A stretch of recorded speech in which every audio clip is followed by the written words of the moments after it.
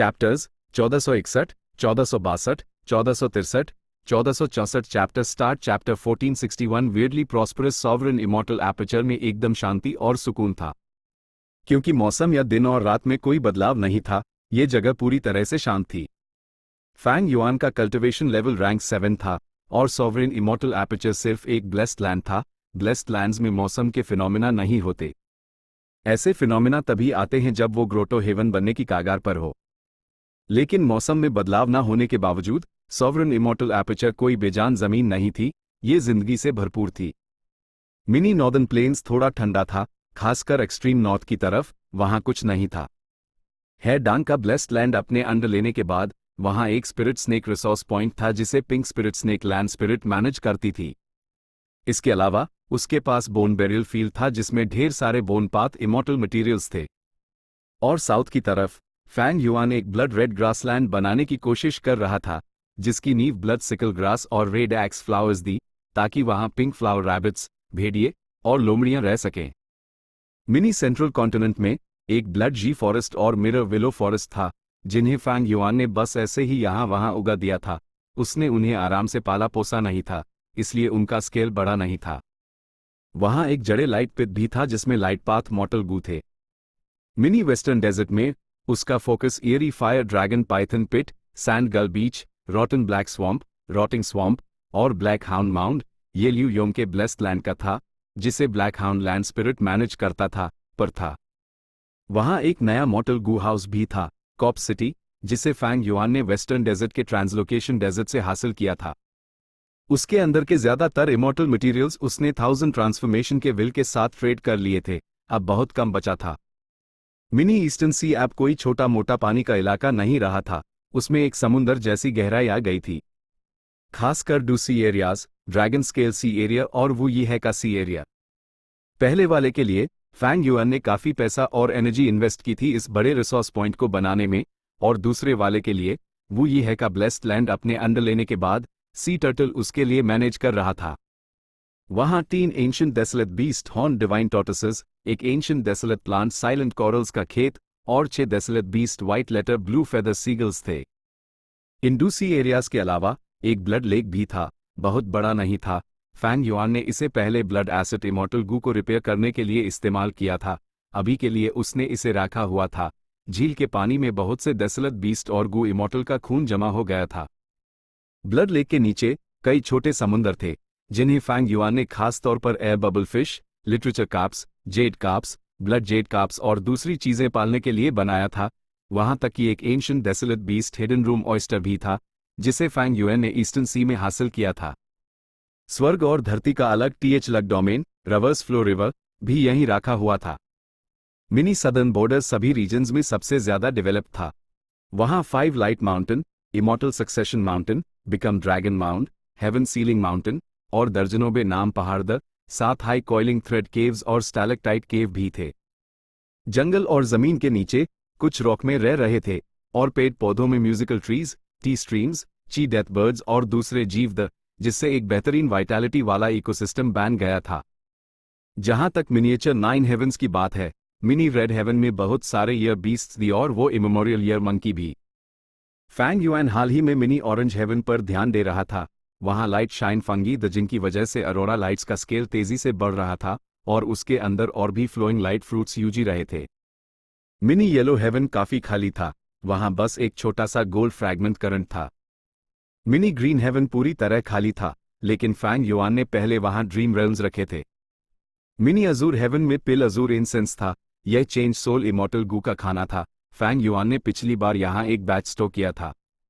वहां एक heavenly crystal storage pool भी था, जो मिनी अजूर हेवन के सेंटर में था, लेकिन उसका कोई काम नहीं था। मिनिएचर 9 हेवंस में सबसे ज्यादा डेवलपमेंट मिनी ब्लू हेवन में हुई थी। यहां ढेर सारी क्लाउड सॉइल थी, जिसमें बहुत से स्टार पाथ रिसोर्सेज उगाए गए थे, जैसे एरो बैम्बू फॉरेस्ट और star fragment grass field, meteorite pit और एक बड़ा सा तैरता हुआ स्टार फ्रैगमेंट आइलैंड। ये लुई कंजिंग का ब्लेस्ड लैंड था, जिसे फैंग युआन ने अपने अंडर ले लिया था, और स्टार कोर लैंड स्पिरिट इस जगह को मैनेज कर रहा था। यहां एक फॉलिंग स्टार हाउंड का बच्चा भी रहता था। वो बहुत अकेला था, लेकिन कहीं और वो दूसरे डेसोलेट बीस्ट्स और एंशिएंट डेसोलेट बीस्ट से भिड़ जाता, इसलिए उस यहां रखने के बाद फैंग युआन ने उसकी ज्यादा देखभाल नहीं की। मिनी पर्पल हेवन में बाजों के झुंड थे। ये बाज डेसोलेट बीस्ट्स और एंशिएंट डेसोलेट बीस्ट्स दोनों थे। फैंग युआन ने उन्हें खरीदने के लिए ड्रीम रेल्म इंसिडेंट के दौरान इमॉर्टल गू बेचे थे। उन्होंने यूज अपर एक्सट्रीम हेवनली ईगल को काबू में करने में मदद की थी, वो बहुत काम के थे। फैंग युआन ने उन्हें बेचने का सोचा था, लेकिन उनके बदले यूज इमॉर्टल गू तो बिल्कुल नहीं मिलते, ये एक बड़ा नुकसान होता। और क्योंकि उसने ही ट्राइब के हेडक्वार्टर से 80 से ज्यादा बाज के घोंसले उठाए द, वो इन बाजों को उनमें पाल सकता था, भले हाई वो हेवनली क्रिस्टल ईगल नेस्ट जितने शानदार ना थे। बाकी के डू हेवन्स में मिनी वाइट हेवन में एक eagle hound group, 3 ancient remnant heavenly dogs और मल्टीकलर्ड ओवरलॉर्ड फ्लावर्स का खेत था। मिनी ब्लैक हेवन में बिल्कुल रोशनी नहीं थी, ये एक खास एनवायरनमेंट था, वहां बस कुछ ancient desolate plant walking meat trees थे। इन सारे असेट्स को एक साथ देखने के बाद फैंग युआन पहले से ही कुछ रैंक 8 गू इमॉर्टल्स के बराबर था। लेकिन पूरे इमॉर्टल एपर्चर के साइज के हिसाब से यह रिसोर्सेज बहुत कम थे। वजह, सॉवरेन इमॉर्टल एपर्चर हद से ज्यादा बड़ा था। 3,35,000 वर्ग किलोमीटर की स्पेस में यह रिसोर्सेज सिर्फ एक छोटा सा हिस्सा कवर करते थे। और पूरे सॉवरेन इमॉर्टल एपर्चर के डेवलपमेंट के हिसाब से अगर मान ले कि 100% स्पेस इस्तेमाल की जा सकती है, तो फैंग युआन अभी सिर्फ 3% से थोड़ा ऊपर था। 3% डेवलपमेंट, ये बुरा नहीं था, बल्कि एक अच्छी चीज थी। सॉवरेन इमॉर्टल एपर्चर का फ्यूचर कमाल का था, लेकिन दूसरे एंगल से देखा जाए तो फैंग युआन को खुद नहीं पता था कि वो 100% डेवलपमेंट कब तक पूरा कर पाएगा। ये एक बहुत बड़ा काम था, इसके लिए उस बहुत ज्यादा वक्त चाहिए था। इतिहास में गू इमॉर्टल्स ने इमॉर्टल एपर्चर डेवलपमेंट को एवेल्युएट करने का एक सिस्टम बनाया था। इसके 7 लेवल्स थे। पहला लेवल था मॉर्टल रिसोर्सेज बनाना, ताकि मॉर्टल गू मटेरियल्स और आम जानवर और पेड़ पौधे पैदा हो सकें। यह रिसोर्सेज बहुत बड़े स्केल पर होते थे। मॉर्टल्स एक बार में 5 से 6 मॉर्टल गू हाई पाल सकते थे, लेकिन गू इमॉर्टल्स एक साथ लाखों मॉर्टल गू पालते थे। फैंग युआन ने तो कुछ वक्त पहले 100 मिलियन से ज्यादा यह गू बेचे थे। दूसरा लेवल था इमॉर्टल लेवल के रिसोर्सेज बनाना और इमॉर्टल मटेरियल्स प्रोड्यूस करना। जब ये लेवल पूरा हो जाता है तो गू इमॉर्टल अपने इमॉर्टल गू के लिए खाना खुद ही पैदा कर सकता है। तीसरा लेवल था इमॉर्टल जानवरों और पौधों को पालने के लिए एक इकोसिस्टम बनाना। चौथा लेवल था एक्स्ट्रा इमॉर्टल मटेरियल्स, जानवरों और पौधों को ट्रेड करके मुनाफा कमाना। इस हिसाब से देखा जाए तो फैंग युआन चौथे लेवल पर था, क्योंकि उसके पास बहुत से बिजनेसेस जो अच्छा चल रहे थे और उस खूब मुनाफा दे रहे थे। कुछ वक्त पहले ये गू के बिजनेस में फैंग युआन ने अपनी ताकत का इस्तेमाल करके ट्रेजर येलो हेवन के मार्केट पर कब्जा कर लिया था। तीनों सेलर्स उसके सामने बीबस थे। लेकिन दूसरे एंगल से मैं अभी भी दूसरे लेवल पर ही हूं, क्योंकि मैं अभी तक अपने इमॉर्टल गू को खिलाने में सेल्फ सफिशिएंट नहीं हुआ हूं। फैंग युआन इसकी वजह जानता था। उसके पास हद से ज्यादा इमॉर्टल गू थे। Rank 8 attitude, wisdom sword, years flow like water. Rank 7 sword eyebrows, wave sword, flying sword, sword escape, year after, divination tortoise shell, dragon breath, dragon scale, precaution, big fight, affection, self love, perseverance, reputation restriction, change soul, blood line, dragon strength, formation flag और भी कई। Rank 6 self strength, pulling mountain, pulling water, strength शी, spring autumn सकाडा, landscape as before, man as before, day, unravel mystery, वज्र thought, dog shit luck, ची luck, women's heart, blood acid, change form, star eyes, perceivable डाउ, yellow sand, cleanse soul, luck inspection, connect luck, time luck, star thought और भी कई। आखिरी 4 luck inspection समेत Fang Yuan के पास पहले थे, लेकिन बैटल ऑफ यीटियन माउंटेन के बाद चेंज सोल की वजह से यिंग वुजी उन्हें ले गया। फैंग युआन ने अपने स्पेशल विल से कुछ को बर्बाद कर दिया, लेकिन यंग वुजी आखिर में कुछ को बचाने में कामयाब रहा। इसके अलावा कुछ विजडम पाथ इमॉर्टल गू जो पर्पल माउंटेन ट्रू मोनार्क ने उसके लिए छोड़े थे, और टाइम पाथ इमॉर्टल गू जो ग्रेसफुल केओटिक ड्यूअल स्टेज का हिस्सा दी, उनका जिक्र यहां नहीं किया जाएगा। सिर्फ इनको ही गिन ले तो 50 से ज्यादा थे। एक हैरान कर देने वाला नंबर। ज्यादातर गू इमॉर्टल्स अभी भी एक इमॉर्टल गू पाने के लिए तड़प रहे थे। गू इमॉर्टल की दुनिया में सबसे ज्यादा रैंक 6 गू इमॉर्टल्स और उनमें से ज्यादातर के पास एक भी इमॉर्टल गू नहीं था। रैंक 7 और रैंक 8 गू इमॉर्टल्स में से कुछ के पास 2 या 3 इमॉर्टल गू जबकि कुछ के पास 5 से 6। लेकिन एक रूल था, रैंक 6 गू इमॉर्टल्स को रैंक 6 इमॉर्टल गू चाहिए होते रैंक 7 गू इमॉर्टल्स को रैंक 7 इमॉर्टल गू और रैंक 8 गू इमॉर्टल्स को रैंक 8 इमॉर्टल गू, जबकि रैंक 9 वेनरेबल्स को रैंक 9 इमॉर्टल गू चाहिए होते थे। लेकिन फैंग युआन, उसके पास 50 से ज्यादा इमॉर्टल गू थे।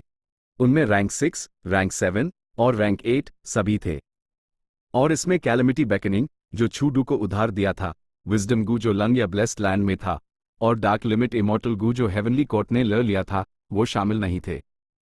एक फॉर्मेशन स्पिरिट भी था जो एक इमॉर्टल गू से बना था। फैंग युआन की सिचुएशन बहुत हाई स्पेशल थी। एक अदरवर्ल्डली डेमन जो रिबॉर्न हुआ था, रेड लोटस डेमन वेनरेबल की उम्मीद, हेवंस विल का एक पुराना मोहरा, और एब शैडो सेक्ट का लीडर जिसके पास अनेकों ट्रू इनहेरिटेंसेस थे। भले ही सफर खतरनाक और निराशा से भरा था, ये कहना पड़ेगा कि बड़े रिस्क का अंजाम भी बड़ा फायदा होता है। फैंग युआन अब अजीब तरह से प्रॉस्परस था। अनगिनत मौकों की वजह से उसके पास लेवल 4 डेवलपमेंट की इकोनॉमिक फाउंडेशन थी, लेकिन उसने अभी तक लेवल 2 की रिक्वायरमेंट पूरी नहीं की थी। इमॉर्टल गू को खिलाना हमेशा से उसके लिए एक बड़ा बोझ और प्रॉब्लम रहा था। लेकिन अब इतनी मेहनत के बाद मुझे आखिरकार इस प्रॉब्लम को सॉल्व करने की कुछ उम्मीद दिखी है। रैंक 9 विजडम गू को तो लैंग या लैंड स्पिरिट खिला रहा है, और मैं पहले हाई टीन रैंक 8 इमॉर्टल गू के खाने की प्रॉब्लम सॉल्व कर चुका हूं। अब मैं अपना बेसिक डेवलपमेंट पूरा करूंगा और रैंक 6 और 7 इमॉर्टल गू के खिलाने की प्रॉब्लम सॉल्व करूंगा ताकि मैं सेल्फ सफिशिएंट हो सकूं। ये सब देखकर फैंग युआन के पास अभी भी इमॉर्टल एसेंस स्टोन्स काफी नहीं थे। स्नोमैन के साथ शादी का कनेक्शन? फैंग युआन सोचने लगा। जब ज़ूरो उसके लिए स्नो लोटस एसेंस लाई थी, उसने शादी का कनेक्शन बनाने का इरादा भी जाहिर किया था। यह वेरिएंट ह्यूमंस साफ और सीधी बात करते थे। अगर मैं अकेले हाई खाने की प्रॉब्लम सॉल्व करने में लग गया तो बहुत टाइम लगेगा, लेकिन अगर मैं स्नोमैन का इस्तेमाल करूं तो मेरी प्रोग्रेस तेजी से होगी। जिस चीज की मुझे अब सबसे ज्यादा कमी है वो है टाइम। मुझे स्नोमैन के साथ शादी के कनेक्शन से कोई ऐतराज नहीं है। चैप्टर 1462 लैंग या मिशंस डांग माउंटेन पर हर तरफ गट्स गू बिखरे पड़े थे। फैंग युआन रास्ते में उन्हें उठाता गया और अपनी सोल को मजबूत करता रहा। उसकी सोल फाउंडेशन बढ़ने लगी। कुछ ही देर में 1 मिलियन मैन सोल से वो 5 मिलियन मैन सोल लेवल तक पहुंच गई। फैंग युआन को एक अजीब सा फुला हुआ एहसास हो रहा था, जैसे वो फटने वाला हो। फैंग युआन जानता था कि वो अपनी लिमिट पर है। उसने डांगह्यू माउंटेन छोड़ा और लुओपो वैली आ गया। कुछ कल्टीवेशन के बाद उसकी सोल तपाए हुए फौलाद की तरह साफ हो गई, वो और भी शुद्ध और कंडेंसड हो गई। इसके बाद उसकी सोल फाउंडेशन 1,500,000 मैन सोल पर आकर स्थिर हो गई। मिलियन मैन सोल के बाद हर कल्टीवेशन सेशन में 5 लाख मन सोल का इजाफा होता है। सोल को आराम देने का टाइम और गट्स गू के प्रोडक्शन को मिलाकर मुझे 10 मिलियन मैन सोल तक पहुंचने में आधा साल लगेगा। फैंग युआन ने अंदाजा लगाया और उसकी टहनियां चढ़ गईं। ये उसके लिए बहुत स्लो था। 10 साल बाद heavenly court fate immortal Gu को पूरी तरह से रिपेयर कर लेगा। तब तक हेवनली कोर्ट के पास एब्सोल्यूट एडवांटेज होगा। फैंग युआन और शैडो सेक्ट के पास कोई उम्मीद नहीं बचेगी। यूज 10 साल में से आधा साल 10 मिलियन मैन सोल तक पहुंचने में लगना था। उसके बाद 100 मिलियन मैन सोल और उससे भी ऊपर के लेवल्स थे। फैंग युआन इस स्पीड से खुश नहीं था। अगर मेन गट्स गू का प्रोडक्शन बढ़ा सकूं तो मैं अपनी कल्टीवेशन स्पीड को और भी तेज कर सकता हूं। गट्स गू का प्रोडक्शन उसके सोल फाउंडेशन की ग्रोथ को रोक रहा था। डांगहे माउंटेन बिना शक उसके लिए पैसों का पेट था, लेकिन यूज लगातार ज्यादा गट्स गू बनाने के लिए अच्छी क्वालिटी की सोल्स की जरूरत थी। इस वक्त के एग्रीमेंट के मुताबिक इन गट्स गू का एक हिस्सा लंग या सेक्ट का था। लंग या लैंड स्पिरिट को उन्हें बेचकर मुनाफा कमाना था और इस रेवेन्यू का एक हिस्सा फैंग युआन को मिलना था। अभी फैंग युआन गट्स गू का एक हिस्सा अपने सोल पथ को कल्टीवेट करने में इस्तेमाल कर रहा था। इससे इस बिजनेस में उसकी कमाई तेजी से गिर गई थी, लेकिन शुक्र है पहले ईयर गू के बिजनेस ने यूज बहुत कमाई करवाई थी। फैंग युआन के पास अभी काफी फंड्स बचे हुए थे। फैंग युआन ने सोचा अभी लंग या लैंड स्पिरिट से गट्स गू के प्रोडक्शन में अपना हिस्सा बढ़ाने के लिए बात करना समझदारी नहीं होगी, क्योंकि उस अभी लंग या सेक्ट की जरूरत थी, चाहे वो लंग या ब्लेस्ड लैंड में रहकर डेवलप करना हो या उनसे गू रिफाइन करवाना हो। इमॉर्टल गू रिफाइनमेंट के पिछले बैच में तीनों इमॉर्टल गू फैंग युआन के लिए बहुत काम के द। अब वो गू रिफाइनमेंट के दूसरे बैच पर द, जिसमें व्हाइट लोटस जायंट सिल्कवर्म गू जैसे मोर्टल गू और डू इमॉर्टल गू पर फोकस था। एक था हेवनली सीक्रेट, जिसे पैराडाइज अर्थ इमॉर्टल वेनरेबल ने बनाया था और ओल्ड मैन यानशी को मिला था। उसने इससे एक इमॉर्टल किलर मूव बनाया था जिसे एक्सपोजिंग हेवनली सीक्रेट कहते हैं। इस मूव का एक अजीब असर था, ये आने वाली कैलेमिटी या ट्रिब्यूलेशन के बारे में पहले से बता सकता था। अगर Lang Ya sect heavenly secret immortal Gu को रिफाइन कर लेती, तो Fang Yuan exposing heavenly secret का इस्तेमाल कर सकता, जो यूज ट्रिब्यूलेशन से गुजरने में बहुत मदद करता। लेकिन लैंग या सेक्ट को इमॉर्टल गू रिफाइन करने का मिशन देने से मेरे सेक्ट कंट्रीब्यूशन पॉइंट्स कम हो रहे हैं, मुझे ये चेक करना होगा। इसलिए सोल कल्टिवेशन खत्म होने के बाद फैंग युआन ने अपने इंफॉर्मेशन पाथ मॉर्टल गू का इस्तेमाल करके लंग या सेक्ट के मिशंस चेक किए। बिना शक अभी का लंग या लैंड स्पिरिट पिछले लैंड स्पिरिट से लंग या सेक्ट को मैनेज करने में कहीं बेहतर था। उसके मैनेजमेंट में पूरा सेक्ट अपने पोटेंशियल का पूरा इस्तेमाल कर रहा था, उनमें एक नई जान आ गई थी। इस वक्त लंग या सेक्ट के पास बहुत से मिशंस ज्यादातर वही गू रिफाइनमेंट मिशंस जो फैंग युआन ने दिए थे। उसके नीचे सबसे इंपॉर्टेंट मिशन टाइक्यू को एक्सप्लोर करना था। जब से लंग या सेक्ट ने टेलीपोर्टेशन फॉर्मेशन बनाया था, वो ताइक्यू को एक्सप्लोर कर रहा था और वहां के नेचुरल रिसोर्सेज निकाल रहा था। यह मेन डेवलपमेंट रूट था जो लंग या सेक्ट अपना रहा था। लेकिन ताइक्यू एक खतरनाक जगह थी, आम गू इमॉर्टल्स वहां जाना नहीं चाहते थे। भले ही वहां ढेर सारे रिसोर्सेज दी, लेकिन वहां खतरनाक जानवर और पौधे यूजीटीई थे। और प्रॉब्लम यह थी कि लंग या सेक्ट के गू इमॉर्टल्स रिफाइनमेंट में माहिर लेकिन लड़ाई में कमजोर। भले ही वो हाल ही में अपनी ताकत बढ़ा रहे थे, लेकिन लड़ने वाले बहुत कम थे। इसलिए जब उनका सामना ज्यादा ताकतवर जानवरों या पौधों से होता, तो यह हेरी मैन गू इमॉर्टल्स मुश्किल में पड़ जाते। ताइक्यू का एक्सप्लोरेशन सफल नहीं हो पा रहा था। इन मिशंस को देखकर फैंग युआन के दिमाग में तेजी से कई ख्याल दौड़ गए। कुछ ही पलों में उसने 10 से ज्यादा मिशंस चुन लिए जिनमें सबसे ज्यादा रिटर्न था। अगले हाइपाल उसने वो सारे मिशंस एक्सेप्ट कर लिए। First supreme elder Fang Yuan ने इंफॉर्मेशन पाथ मॉर्टल गू से लैंग या लैंड स्पिरिट से कम्युनिकेट किया। लैंग या लैंड स्पिरिट को फैंग युआन के इस काम के बारे में पता चला और उसने खुशी से कहा, फैंग युआन, तुम्हारी ताकत के सामने ये मिशंस बहुत आसान होंगे। लेकिन फैंग युआन ने अपना सर हिलाया। मैं आपसे इसी बारे में बात करना चाहता था। मैं अपने सबऑर्डिनेट्स को ये मिशंस पूरा करने के लिए भेजना चाहता हूं। ये लंग या सेक्ट के रूल्स के खिलाफ तो नहीं है ना? लैंग या लैंड स्पिरिट थोड़ा हैरान हुआ, उसने सेक्ट के रूल्स बनाते वक्त इस बारे में सोचा ही नहीं था। वैसे देखा जाए तो ये कोई लूपहोल नहीं था। जिस गू इमॉर्टल ने मिशन एक्सेप्ट किया है, उस मदद लेने की इजाजत क्यों नहीं होनी चाहिए? लैंग या लैंड स्पिरिट ने फैंग युआन को जवाब दिया, तो फिर तुम्हें यह एंश्योर करना होगा कि तुम्हारे सबऑर्डिनेट्स लैंग या सेक्ट को कोई नुकसान नहीं पहुंचाएंगे। फैंग युआन मुस्कुराया, of course. Lang Ya land spirit से बात करने के बाद फैंग युआन ने शैडो सेक्ट के मेंबर्स को काम पर लगाना शुरू कर दिया। हे लू लैन, यिंग वूजी, फेरी मियाओ यिन और लेडी व्हाइट रैबिट, उन्हें ऐसे ही बकार बैठाना वेस्ट था। ए फ्लैट, उनका पूरा इस्तेमाल किया जा सकता था। आखिर में बाइनिंग बिंग भी शामिल हो गई, क्योंकि उसके नजरिए से उसने फैंग युआन से अलायंस इसलिए किया था ताकि वो अपना मर्दाना शरीर वापस पा सके। यूज इमॉर्टल लेवल यिन यांग रोटेशन गू रिफाइन करने की जरूरत थी।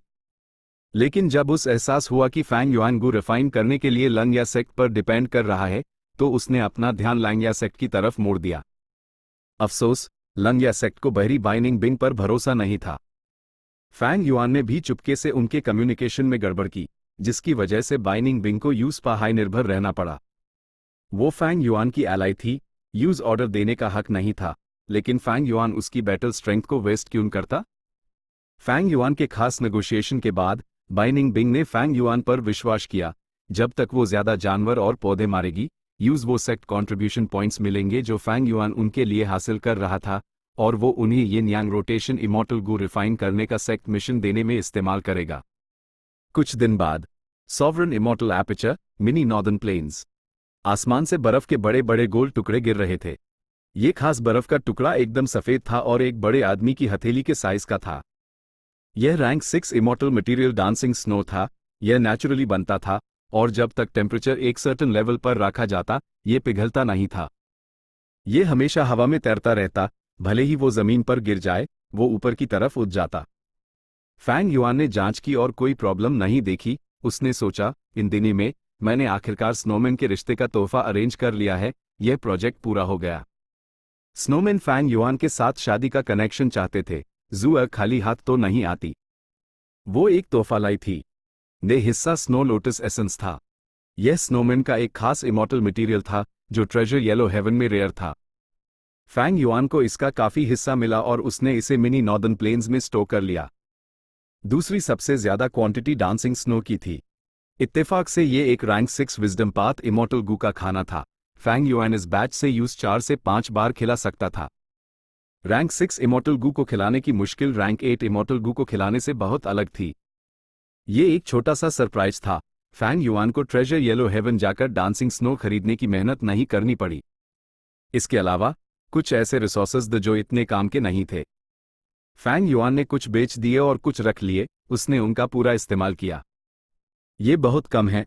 अगर मुझे और रिसोर्सेस मिल सकें तो मेरे इमॉर्टल एपर्चर का डेवलपमेंट और भी तेज हो जाएगा। जबकि स्नोमैन मुझसे शादी का कनेक्शन चाहते हैं तो सिर्फ ये तोहफे काफी नहीं हैं।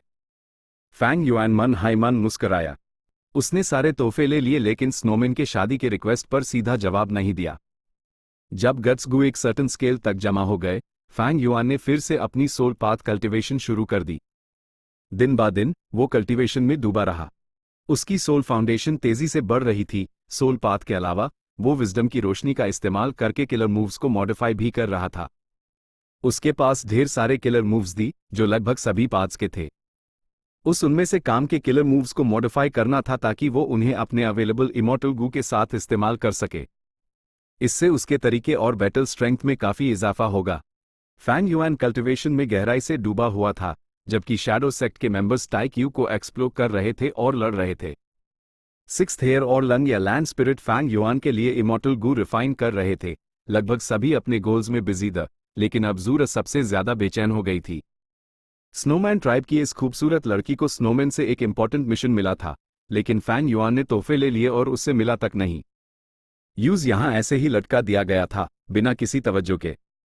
ज़ूरा ने कई बार फैंग युआन से मिलने की कोशिश की, लेकिन वो सिर्फ एक रैंक 6 गू इमॉर्टल थी जबकि फैंग युआन के पास रैंक 8 बैटल स्ट्रेंथ थी।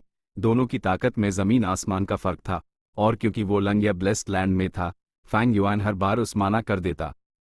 इस तरह ज़ूरा उससे मिल नहीं पा रही थी। वो बहुत निराश महसूस कर रही थी। उसके चेहरे पर चिंता और गुस्सा हर दिन गहरा होता जा रहा था। आज स्नोमैन ने उस फिर से जल्दी करने के लिए एक लेटर भेजा, लेकिन अब ज़ूरा के पास उम्मीद थी। क्योंकि स्नोमैन ट्राइब ने देखा कि ज़ूरा कोई प्रोग्रेस नहीं कर पा रही थी, उन्होंने आपस में डिस्कस किया। वो इस नतीजे पर पहुंचे, जबकि फैंग युआन ने तोहफे एक्सेप्ट कर लिए हैं, इसका मतलब वो शादी का कनेक्शन चाहता है। लेकिन वो ज़ूरा से मिल क्यों नहीं रहा? इसकी वजह यह थी कि उसके बड़े स्टेटस के हिसाब से तोहफे काफी नहीं थे। इसलिए स्नोमैन ने कुछ और तोहफे जमा किए और उन्हें लेटर के साथ ज़ूरा को भेजे दिया। ये क्या है? मेन स्नोमैन का गर्व हूं, मेरी खूबसूरती मशहूर है। इस बार मैंने शादी का कनेक्शन मांगा और काफी तोहफे भी लाए, लेकिन ये उस एक बार मिलने के लिए भी काफी नहीं था। भारी मन से ज़ूरा ने फैंग युआन से मिलने की दरख्वास्त की। फैंग युआन आखिरकार उससे मिला, लेकिन जो उसने उससे कहा वो उसकी उम्मीदों से बिल्कुल परे था। चैप्टर 1463 टेस्टिंग ज़ूरा। फैंग युआन ने नीचे ज़ूरा की तरफ देखा। वो जवान और खूबसूरत थी, लंबी और जिंदादिल, उसकी नीली ऊँगें और बाल उसमें अपनी वेरिएंट ह्यूमन रेस की बर्फीली खासियत थी। उसकी नर्म स्किन और भरा हुआ सीना भी शुमार मर्दों को उसकी तरफ ध्यान देने पर मजबूर कर देता। वो बिना शक स्नोमैन ट्राइब की नंबर 1 ब्यूटी थी, लेकिन फैंग युआन उसकी खूबसूरती से बिल्कुल भी प्रभावित नहीं हुआ। इतना ही नहीं, उसने उल्टा उस पर ही सवाल उठा दिया, यह है स्नोमैन की सिंसियरिटी? ज़ूरा को समझ नहीं आया कि फैंग युआन का क्या मतलब है। उसने जल्दी से कहा, लॉर्ड फैंग युआन, प्लीज गलत मत समझिए। इतने से तोहफे में तुम मुझसे शादी का कनेक्शन बनाना चाहती हो? तुम्हारी ट्राइब सपने देख रही है अगर उन्हें लगता है कि रैंक 8 के बराबर की मदद पाना इतना आसान है। फैंग युआन ने ताना मारा। ज़ूरा हकी बक्की रह गई। फैंग युआन ने इतना साफ साफ बोल दिया कि वो एक्सेप्ट नहीं कर पा रही थी। उस अपने दिल में थोड़ी शर्म और गुस्सा भी महसूस हुआ। वो अपनी जनरेशन की सबसे बेहतरीन थी, सबकी मानी हुई नंबर 1 ब्यूटी।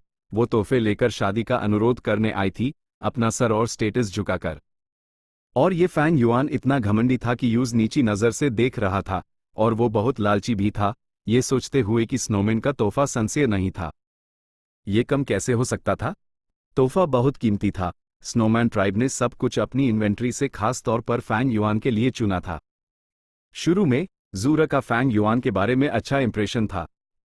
आखिरकार उसके पास कमाल का टैलेंट था और रैंक 8 बैटल स्ट्रेंथ थी। ये एक ऐसी उपलब्धि थी जिसे बहुत कम लोग हासिल कर पाते हैं। लेकिन अब उसके बारे में उसका इंप्रेशन बिल्कुल नीचे गिर गया था। उसके गुस्से के हिसाब से वो कब की चली गई होती। लेकिन अब ये सिर्फ उसकी बात नहीं थी, उसकी ट्राइब ने यूसिस जरूरी मिशन पर भेजा था। जूरा ने गहरी सांस ली और पूछा, लॉर्ड फैंग युआन, आपने पहले हाइडू सेट्स तोहफे ले लिए हैं। मुझे यकीन है कि आप हमारे शादी के कनेक्शन के लिए राजी हैं। अगर आप तोहफों से खुश नहीं हैं तो आप अपनी रिक्वेस्ट बता सकते हैं। मैं उन्हें वापस ले जाकर अपने एल्डर से डिस्कस करवाऊंगी। फैंग युआन ने लिस्ट पहले से ही तैयार कर रखी थी। एक इन्फॉर्मेशन पाथ मॉर्टल गू उससे निकलकर जूरा के पास गया। ये जूरा ने एक नजर डाली और उसकी ऊँग फटी की फटी रह गई। फैंग युआन का लालच हद से ज्यादा चौंका देने वाला था। लेकिन जब वो हैरान थी तब भी वो बहुत खूबसूरत लग रही थी। उसकी ऊँगें बड़ी बड़ी खुली हुई थीं। भले ही उसकी ठंडक का एक हिस्सा कम हो गया था, वो काफी क्यूट लग रही थी। सिर्फ ये लिस्ट नहीं, फैंग युआन ने आगे कहा, आपकी और भी रिक्वेस्ट्स हैं? जूरा का चेहरा उतर गया जब उसने अपना गुस्सा दबाया। लेकिन फैंग युआन कॉन्फिडेंट और बेशर्म था। उसने ऐसे कहा जैसे ये मामूली बात हो। अगर तुम्हारी ट्राइब मेरी रिक्वायरमेंट्स पूरी कर सकती है तो काफी होगा। लेकिन तुमने खुद अभी तक काफी सिंसियरिटी नहीं दिखाई है। मेरी सिंसियरिटी?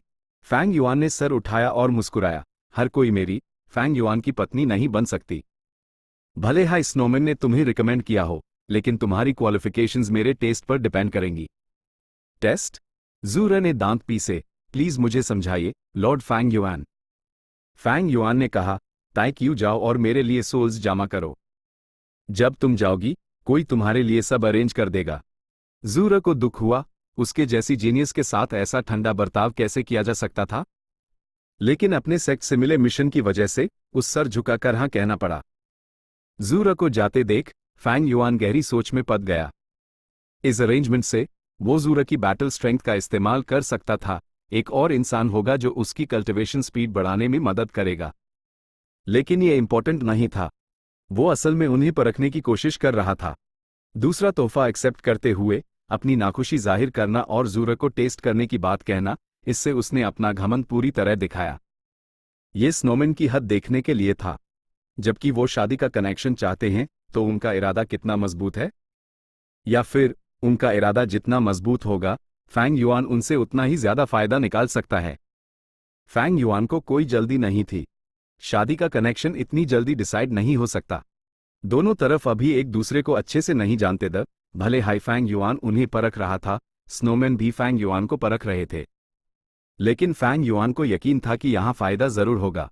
शादी का कनेक्शन वो चीज नहीं थी। फैंग युआन ने जल्दी से इस बात को साइड में रखा और अपना ध्यान अपनी कल्टीवेशन पर लगाया। सोल कल्टीवेशन एक एस्पेक्ट था, अपना इमॉर्टल एपर्चर मैनेज करना दूसरा। इसके अलावा फैंग युआन विजडम की रोशनी का इस्तेमाल करके अपने किलर मूव्स को भी मॉडिफाई कर रहा था। फैंग युआन का सबसे ताकतवर मेथड बिना शक immortal killer move reverse flow protection seal था, लेकिन वो अभी यूज मॉडिफाई नहीं कर रहा था। भले ही यह मूव अब हेवनली कोर्ट के सामने सेफ नहीं था, लेकिन फैंग युआन को अभी कोई तुरंत खतरा नहीं था। ना सिर्फ वो नॉर्दर्न प्लेन्स में था, बल्कि वो लंग या ब्लेस्ड लैंड के अंदर था। उसके पास गोस्ट सोल्जर गारमेंट का छिपाव था। हेवनली कोर्ट यूज फिलहाल ढूंढ नहीं सकती थी। और एक और वजह थी, रिवर्स फ्लो प्रोटेक्शन सील को मॉडिफाई करने में बहुत ज्यादा वक्त लगता, ये बहुत स्लो था। फैंग युआन ने सोचा और पर्पल माउंटेन ट्रू मोनार्क के विजडम पाथ किलर मूव्स को मॉडिफाई करने का फैसला किया। उसने उन्हें क्यों चुना? पहली बात, यह किलर मूव्स बहुत पावरफुल और कमाल के थे। दूसरी बात, फैंग युआन का wisdom path attainment level grand master था, वो उन्हें मॉडिफाई करने के लिए क्वालिफाइड था। आखिर में फैंग युआन के पास विजडम पाथ इमॉर्टल गू का एक बैच था जो पर्पल माउंटेन ट्रू मोनार्क ने छोड़े थे। Purple blood river formation, purple thought light shield, ignited thought flying rock, single thought flower blossom, purple thought perception starlight, directional confusion fog, thought body defence, single thought myriad flow elimination और भी कई। जब purple mountain true monarch अपनी peak condition में नहीं था, उसने इन methods का इस्तेमाल ड्यूक लॉन्ग का सामना करने के लिए किया था। ड्यूक लॉन्ग कौन था? वो रेड लोटस का मास्टर था। उसके पास एक बड़ा बैकग्राउंड और बेमिसाल बैटल स्ट्रेंथ थी। वो रैंक 8 के पीक पर था। जब फैंग युआन अपने किलर मूव्स मॉडिफाई कर रहा था, यिंग वूजी जूरा के पास पहुंचा। तुम जूअर हो? यिंग वूजी ने पूछा। जूरा ने देखा कि यंग वूजी उससे हाइट में छोटा था, एक जवान लड़की जैसा लग रहा था। उसके पास बर्फ जैसी सफेद स्किन थी, उसने एक फूलों वाली हरी ड्रेस पहनी हुई थी, उसके कानों में 2 मोती के झुमके लटक रहे थे, जैसे मोतियों के अंदर पानी हो, जब वो हिलते तो अंदर हरी लहरें दिखती थीं। यिंग वूजी फेरी स्वेबो के शरीर में था, वो बहुत आकर्षक था। अगर ऐसा ना होता तो 1000 ट्रांसफॉर्मेशंस एंसेस्टर यूज अपनी तीसरी बीवी ना बनाता और उस इतना प्यार ना करता। ये खूबसूरत इमोर्टल कौन है? उसका फैंग युआन से क्या रिश्ता है?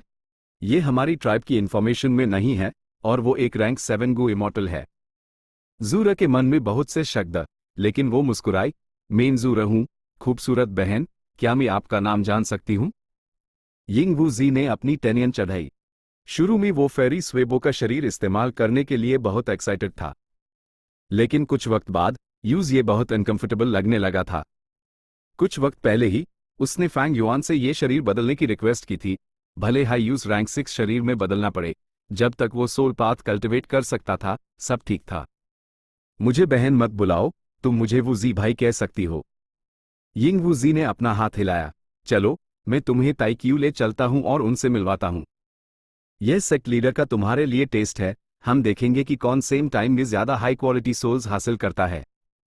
ठीक है, जूरा ने जल्दी से जवाब दिया, लेकिन उसके मन में बहुत से सवाल थे। वो पीछे चल रही थी और यंग वूजी को घूर रही थी, सोचते हुए, यह फीमेल इमोर्टल कितनी अजीब है, वो चाहती है कि मैं उस भाई बुलाऊं। दोनों लैंग या ब्लेस्ड लैंड से निकले और टेलीपोर्टेशन गू फॉर्मेशन का इस्तेमाल करके ताइक्यू पहुंच गए। ताइक्यू में घुसते ही जूअर नर्वस हो गई। आखिरकार यह नॉर्दर्न प्लेन्स में अपने खतरे के लेवल के लिए मशहूर जगह थी। साथ ही यूज टेस्ट के बारे में भी बेचैनी हो रही थी। उसके पास सिर्फ रैंक 6 कल्टिवेशन लेवल था और उसके इन्वेस्टिगेटिव मेथड्स उसकी खासियत थे। मेरे साथ आओ, जल्दी जल्दी जल्दी। वक्त बहुत कीमती है, हमें हर पाल की कदर करनी चाहिए और यूज कल्टिवेट करने में इस्तेमाल करना चाहिए। हमें मेहनत करते रहना है, यही जिंदगी का असली मतलब है। यिंग वूजी लगातार जूरा को लेक्चर देता रहा, वो बहुत डिटर्मिन्ड था। यह immortal killer move soaring fighting spirit का असर था। जूरा को लगा कि यंग वूजी सच में अजीब था। वो इतनी खूबसूरत थी, लेकिन एक जल्लाद लड़के की तरह बिहेव कर रही थी, ये सोचना भी मुश्किल था। लेकिन क्या हम इस तरह उठकर ज्यादा लापरवाह नहीं हो रहे हैं? जूरा चिंतित थी। ये टाइक्यू था, यहां हर तरफ खतरनाक जानवर घूमते थे, खतरा हर जगह था। इस तरह खुलेआम उड़ना उन्हें आसान निशाना बना रहा था। उड़ते वक्त जूरा बहुत नर्वस महसूस कर रही थी, उस डर था कि कहीं से कोई खतरनाक जानवर उस पर हमला ना कर दे। लेकिन कुछ देर उड़ने के बाद उसका डर सच नहीं हुआ। असल में उसकी चिंता कम हो रही थी और वो अंदर से बहुत हैरान थी। टेलीपोर्टेशन फॉर्मेशन के आसपास का इलाका लैंग या सेक्ट ने साफ कर दिया है और उनके कंट्रोल में है। उन्होंने ताइक्यू को इस हद तक एक्सप्लोर कर लिया है। लगता है लंग या सेक्ट की ताकत मेरी ट्राइब के अंदाजों से कहीं ज्यादा है। जूरा ने तुरंत ये इन्फॉर्मेशन स्नोमैन को वापस भेजे दी। ओह, वहां ड्रैगन एलिफेंट्स का एक झुंड है, अचानक जूरा ने कहा। यिंग वूजी जो उसके साथ सफर कर रहा था, उसने हैरानी से देखा। उसने सोचा कि इस औरत में कुछ तो बात है। यिंग वूजी के मेथड्स ने अन ड्रैगन एलिफेंट्स को जूरा के कुछ देर बाद ही ढूंढा था। शैडो सेक्ट के इन्वेस्टिगेटिव मेथड्स नेचुरली जूरा से बेहतर द, लेकिन यंग वूजी के अभी के शरीर में वो मेथड्स असरदार नहीं थे। सेक्ट लीडर को इन ड्रैगन एलिफेंट्स की जरूरत है, चलो इन्हें पकड़ते हैं। यिंग वूजी ने अपनी उड़ने की दिशा बदल दी। जूरा हैरान नहीं हुई, क्योंकि उसने फैंग युआन की लिस्ट देखी थी, उस पर ड्रैगन एलिफेंट्स भी लिखे थे। ड्रैगन एलिफेंट्स का ये ग्रुप काफी आम था, सिर्फ 2 या 3 डेसिलिट लेवल के ड्रैगन एलिफेंट्स थे। यिंग वूजी जल्दी से नीचे उतरा और उसने अपना soul path immortal killer move इस्तेमाल किया। उसके सोल की दहाड़ ड्रैगन एलिफेंट ग्रुप में गूंजी और वो सब बेहोश होकर गिर पड़े। कमाल की टेक्निक है। जूरा थोड़ी हैरान हुई, लेकिन एक नया सवाल उठा, इसके पास वाटर पाथ ऑरा है, यह सोल पाथ मेथड क्यों इस्तेमाल कर रही है? यिंग वूजी सबसे ज्यादा लीड सोल इनटू ड्रीम में माहिर था, लेकिन इस मूव को बनाने वाले गू वॉर्म्स फैंग युआन के पास थे। सिर्फ कुछ सोल पाथ इमॉर्टल गुहा यिंग वूजी के लिए छोड़े गए थे, इसलिए उसके मेन मेथड सोल पाथ के थे। यिंग वूजी ने इन ड्रैगन एलिफेंट्स को अपने इमॉर्टल एपर्चर में रखा और जूरा के साथ सफर जारी रखा। एक पाल बाद वो ही लू लैंड से माइल। एक और कमाल की खूबसूरत लड़की। जूरा ने पहले अपनी टहनियां चढ़ाई, फिर उसकी टहनियां रिलैक्स हो गईं। उसने चुपके से देखा, वूजी के मुकाबले इस इंसान का कल्टिवेशन लेवल सिर्फ रैंक 6 है, वो मेरे जैसी है। जूरा ने अंदर ही अंदर राहत की सांस ली। Chapter 1464 no wonder Fang Yuan thinks little of me. जूरा स्नोमैन ट्राइब की एक टैलेंटेड वंशज थी, वो एक जीनियस थी, लेकिन स्नोमैन ट्राइब के पास रिसोर्सेज कम थे। जूरा इतनी कम उम्र में रैंक 6 बैन पाई, ये काफी कमाल की बात थी। लेकिन यंग वूजी से मिलने के बाद वो इस रैंक 7 का मुकाबला नहीं कर सकती थी। भले ही उसने चेहरे पर कुछ नहीं दिखाया, लेकिन उसके दिल में बहुत प्रेशर था। एफ्लैट जब उसने एक रैंक 6 इमॉर्टल को देखा तो उसका भारी दिल थोड़ा हल्का हो गया। हाय, आप मुझे जूअर बुला सकती हैं। जूअर ने पहले अपना परिचय दिया। उस लगा कि यूज फैंग युआन के लोगों से दोस्ती करनी चाहिए ताकि उनके साथ अच्छे रिश्ते बनाए जा सके। हेलो, तुम मुझे लोलान बुला सकती हो। हे लूलैन मुस्कुराई, उसकी निगाहें चमकी जब उसने हल्के से जूरा को नापा। उसने सोचा, स्नोमैन गू इमॉर्टल, ये हमारे पास क्यों ना आए? फैंग युआन, वो क्या सोच रहा है? स्नोमैन फैंग युआन से शादी करना चाहते थे। इस बारे में उसने यंग वूजी के अलावा किसी को नहीं बताया था। इसलिए ही लूलन को सिर्फ ये पता था कि फैंग युआन चाहता है कि शैडो सेक्ट के इमॉर्टल्स जूरा को साथ लें और ताइक्यू को एक्सप्लोर करने में एक साथ काम करें। ठीक है, अब जब तुम लोगों ने इंट्रोडक्शन कर लिया है तो पहले यहां से निकलते हैं, यिंग वूजी ने कहा। उसने एक इन्फॉर्मेशन पाथ गूवर्म निकला और अपने मेथड से फेरी मियाओ यिन और लेडी व्हाइट रैबिट की लोकेशन पता की। ही लूलैन, तुम अपना काम जारी रखो, मैं जूरा को दूसरों के पास ले जाता हूं। अन दोनों को जाते देख ही लूलन के दिमाग में एक ख्याल आया।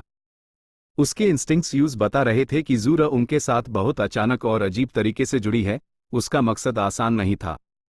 हे लूलैन एक एम्बिशियस इंसान थी। भले ही वो अलायंस एग्रीमेंट के नीचे थी और उसकी आज़ादी छीन गई थी, वो हमेशा से फैंग युआन के कंट्रोल से आज़ाद होना चाहती थी। आज़ादी किसे नहीं चाहिए होती? रुको, मैं तुम लोगों के साथ चलती हूं। मेन शार्प टस्क बॉस को ढूंढने की जिम्मेदार हूं, लेकिन मुझे कोई मिल नहीं रहा। मैं मियाओ यिन से मदद मांगूंगी कि वो उन्हें ढूंढने में मेरी हेल्प करे, हे लूलैन ने कहा और उनकी तरफ उठ गई। जूरा बहुत खुश थी, वो ही लूलन के करीब आना चाहती थी। हे लूलन भी उससे इंफॉर्मेशन निकलवाना चाहती थी। उसने बहुत गर्माजोशी और दया का नाटक किया। इस तरह यिंग वूजी आगे आगे और जूरा और ही लूलन उसके पीछे एक साथ सफर करने लगे। बड़ी बहन लूलैन, आपसे मिलकर बहुत खुशी हुई। थोड़ी ही देर में जूआ हे लूलन को बड़ी बहन कहने लगी, खुद को नीचे रखते हुए। ये बेवकूफ औरत, हे लूलैन मन हाइमन में बड़बड़ाई। वो एक बार इंपीरियल कॉर्ट कॉन्टेस्ट की विजेता थी। उसके दिल में गहरी नफरत थी और वो अपने पिता के साए में मुश्किल से जी रही थी। वो साजिश रचने में माहिर थी। उसके मुकाबले जूआ स्नोमैन ट्राइब में शांति से रहती थी।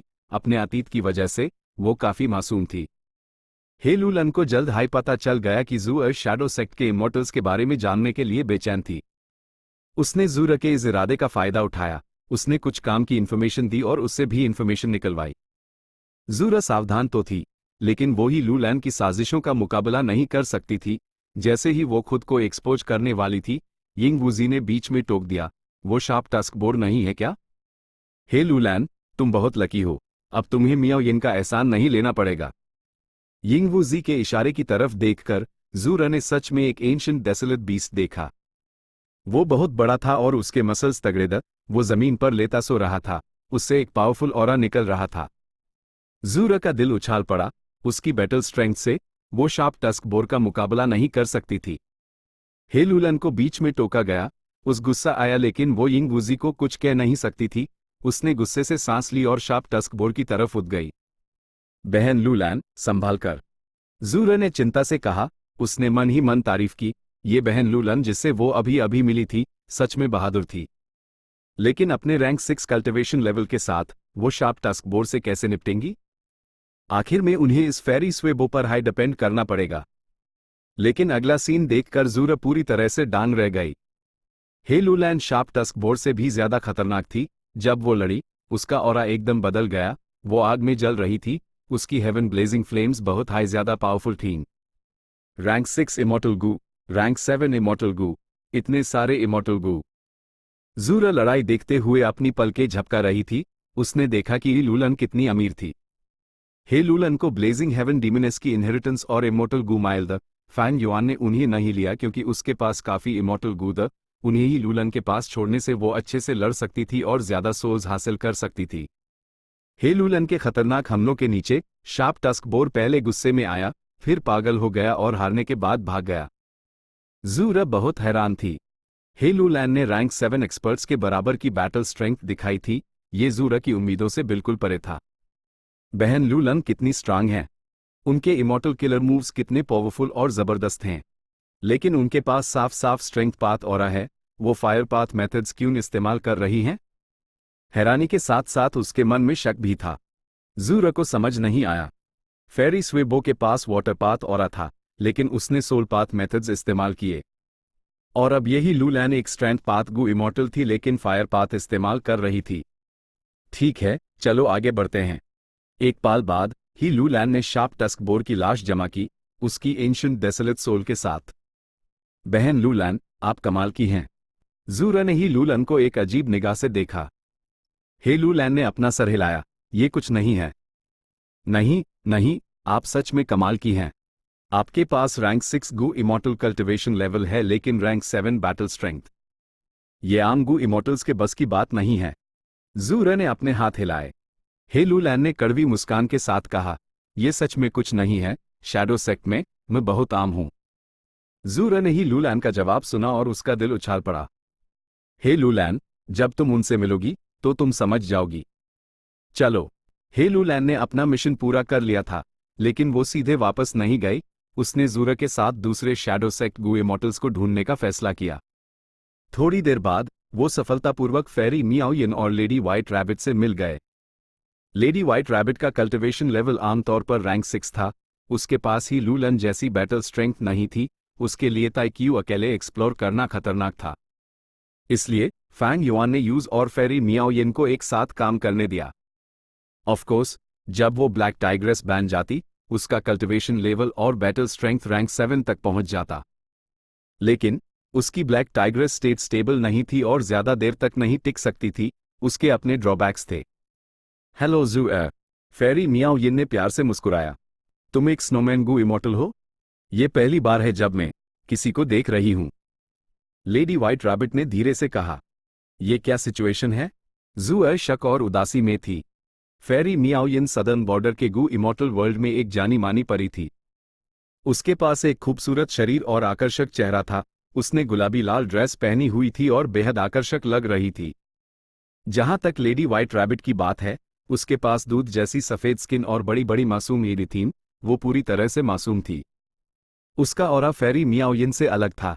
पहली नज़र में ही ज़ूरा को लगा कि वो बहुत क्यूट है, उसके प्रति एक स्नेह और विश्वास का एहसास हुआ।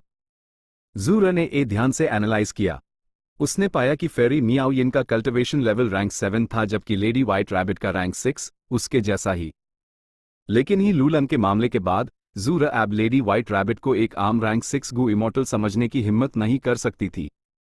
गु इमॉर्टल्स ने थोड़ी देर बात की, सब ज़ूरा के प्रति बहुत दयालु और गर्माजोशी से पेश आए, लेकिन वो सब नेचुरली उसके बारे में क्यूरियस थे। ज़ूरा ने अपना मुंह बंद रखा।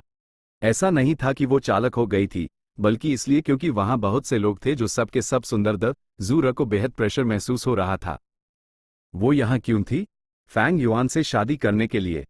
ए फ्लैट, उस इतने सारे लोगों के सामने खुद को फैंग युआन की होने वाली पत्नी घोषित करना था, क्या ये उन्हें उकसाना नहीं था?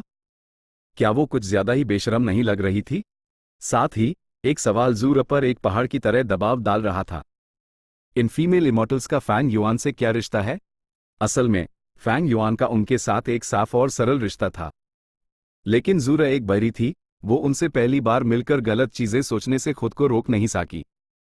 ये अजीब नहीं था, ये एक आम मेंटालिटी थी। ठीक है, तुम हम शैडो सेक्ट गु इमॉर्टल्स से मिल चुकी हो।